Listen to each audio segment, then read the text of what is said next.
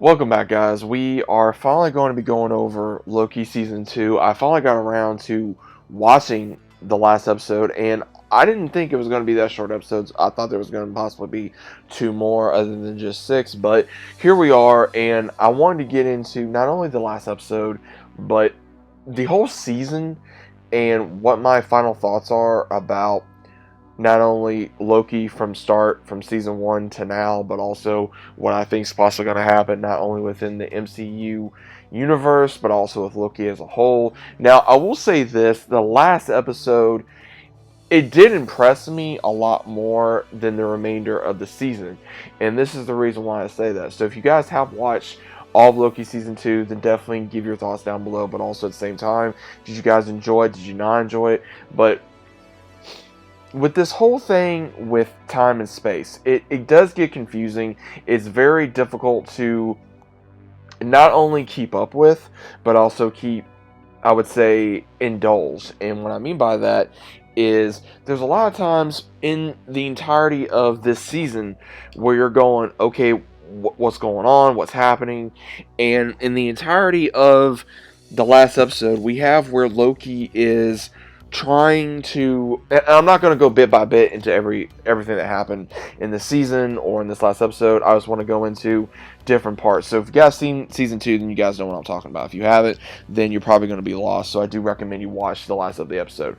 But this whole season was crazy. I personally, like I said, I was not enjoying it until maybe like the last 2 episodes, to where I was like, okay, now I'm starting to understand what's going on, because now that Loki has pretty much has the He Who Remains powers, aka Kang, this version of Kang, and he has learned how to jump in his other bodies throughout time to not only get advice from Mobius, but to get advice from Sylvie, and also figure out how to save everybody, because he goes, tells, the other Kang version, hey, do this, do this, do this. No matter how many times he tries, the loom still just gets destroyed. He even tries to stop Sylvie from killing He Who Remains. It doesn't work. Then He Who Remains plus Loki have a chat about, everything. That, again, he was behind this. He knew Loki was going to have this power sooner or later, and he gave him a choice.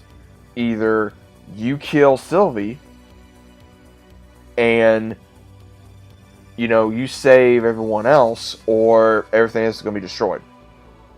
And he says, we'll always end up right back here. So it does say, and I've been listening to a lot of other reviewers about this, about, hey, this is what was going to happen, and he had all this planned out. Now, I will say I enjoyed the conversation between Loki and Kang, or He Who Remains. I'm just going to call him He Who Remains, aka Kang. That way it makes it a little bit more easier because of all these other versions, because technically the reason why he did this was to protect this timeline, the sacred timeline, from his other variants. Now, I have yet to see Ant-Man. I have yet to see the Marvels or anything of that nature, so I don't know if I'm going to watch those movies. I've yet decided. Let me know if you guys think I should. I don't know. I haven't even watched She-Hulk or Miss Marvel. I don't plan on watching those shows. It's just, I really just don't care about those shows. But just from everything that I saw, I will give Tom Hiddleston credit where credit's due. Him taking the character of Loki and just making the last 15 minutes just absolutely incredible.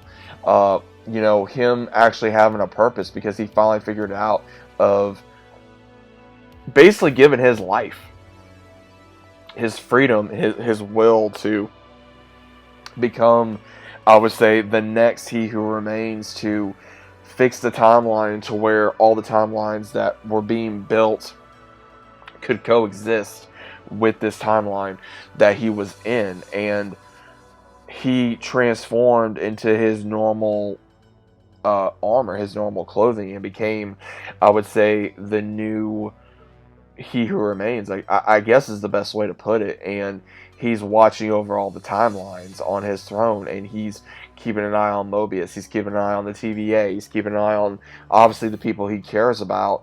And Sylvie is going to go try to live a normal life. Mobius left the TVA so he could, I guess, return to his life with his two sons and be a salesman, while Renslayer is somewhere. I'm assuming she's out in where you get pruned at and come up at, but at the same time, don't know what happened to He Who Remains. Don't know if he's still alive somewhere, or obviously he's got to be, but don't know if Loki has now taken his place to where he's having all.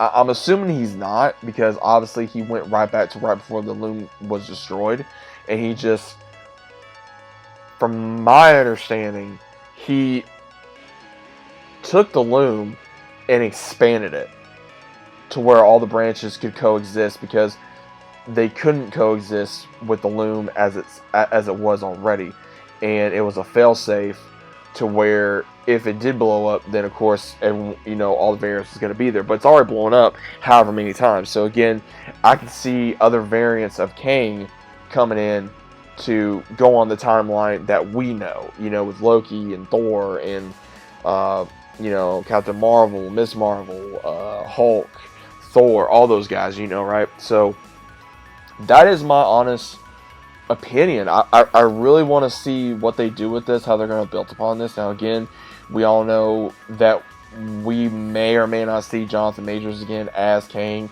the Conqueror or any of the Kang variants due to his legal issues that he's having right now. I'm not going to get into that. I'm just going to have to, I'm one of those. I'm just waiting to see what's going to happen. I don't really care for Kang. I could care less. Honestly, I think Kang is an interesting character, but he's never been probably one of my favorite characters of villains. But I'm willing to see what they're going to do with the storyline, because again, the MCU is such in a tragic state that, did Loki save it? That's debatable. That is very debatable. If you enjoyed all Loki, great. If you didn't, then that's your opinion.